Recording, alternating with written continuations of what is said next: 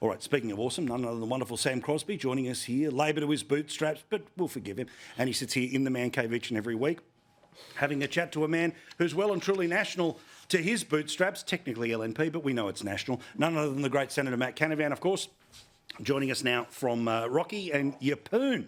So, let's talk about the treatment that was rolled out today, the giant pantomime that was played before us, which was everything is okay, everything is reconnected, everything is great with China, yet I've listed uphill and down while I am uncomfortable with this giant performance.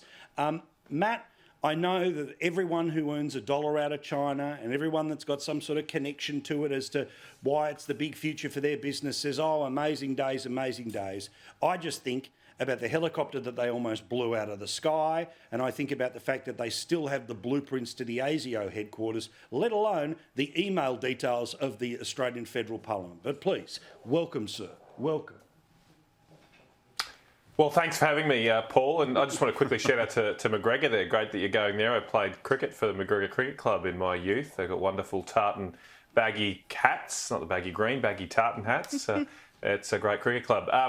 So you'll have a fun time there. Now, look, I mean, we still can't trust China, right? We all know that. We cannot trust them. There's a little bit of a facade going on here today. Apparently, government officials themselves were instructed to take burner phones to the meetings they were having with Chinese officials. I mean, that just screams friendship and and stabilisation, I think is the word right now, is it? Yeah. But I do want to take a bit more of a historical look back at this and say thank you to Scott Morrison, which not many people do, but he did stand up to China's bullying a few years ago. Certainly the Anthony Albanese government refuses to recognise the strength that Scott showed a few years ago when China tried to bully us. They tried to say they wanted us to change our policies. They gave us a list of 14 policy areas they wanted us to change, or else they wouldn't buy things like coal and barley and lobster and wine from us. And we stood our ground. And as it turned out, it hurt China a lot more than it hurt us. Within months, they were running out of coal and their power prices went through the roof. And so we should. The fact that we're here today is also testament to the strong decisions we made a few years ago. I do worry whether Anthony Albanese, if put in the same situation, would show the same backbone. I mean, today he couldn't even say a word about the atrocious behaviour of Chinese officials towards Cheng Lei. He said he couldn't see it, didn't see it, and so therefore couldn't comment. I mean, I hope tomorrow maybe he could review the footage and defend the Australian media and Australia's freedom of the press. Well, I mean, look, this is exactly what he had to say. It's a carbon copy of the Prime Minister. Can I just ask you about the boat arrival that's just happened off Western Australia? Oh, sorry, my phone doesn't work in the car. You know, I mean, please, I couldn't be held responsible for what's happening right before my own eyes. Well, I didn't see that. I saw Cheng Lei and we smiled at each other. Well, then you would have also seen that there were people... You can't have it both ways here, Sam.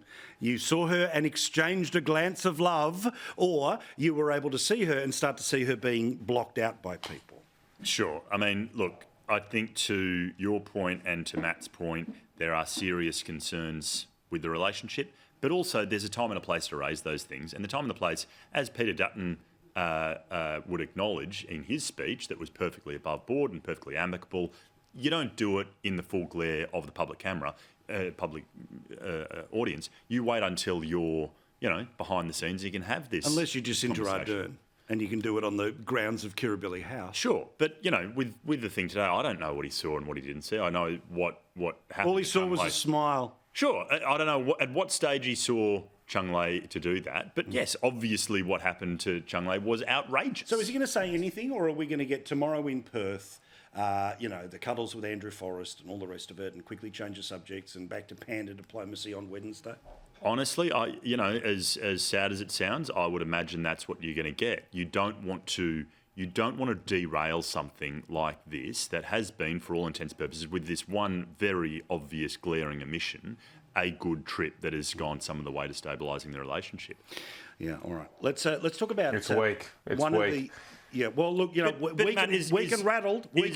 It seems to fit. But Matt, why isn't Peter Dutton saying something about this when he gave the speech? He gave a speech. He wasn't at that press conference. No, he no, wasn't sure, at that but press he conference, said and he's Anthony having a Albanese is the he's Prime having a Minister. private He's the meeting. Prime Minister of the country. No, sure, but Yep. but Peter Well, Dutton's having a I private meeting. haven't seen any comments that Peter's been asked about. Anthony Albanese was directly asked about this, and you just heard what he said, and it's weak. And it's sort of becoming typical of this Prime Minister, where he was weak last week about John Setka. He's weak this week about this particular incident. I agree with you. He has to find a diplomatic form of words here while the Chinese Premier is in town. But surely there's a way that a Prime Minister could weave that particular diplomatic needle or thread through that needle and find a way to defend Australia's media, while not fully humiliating and embarrassing the Chinese delegation. But their behaviour was out of line. Of course, Australian press and media are welcome at press conferences and should not be subject to that type of treatment by officials.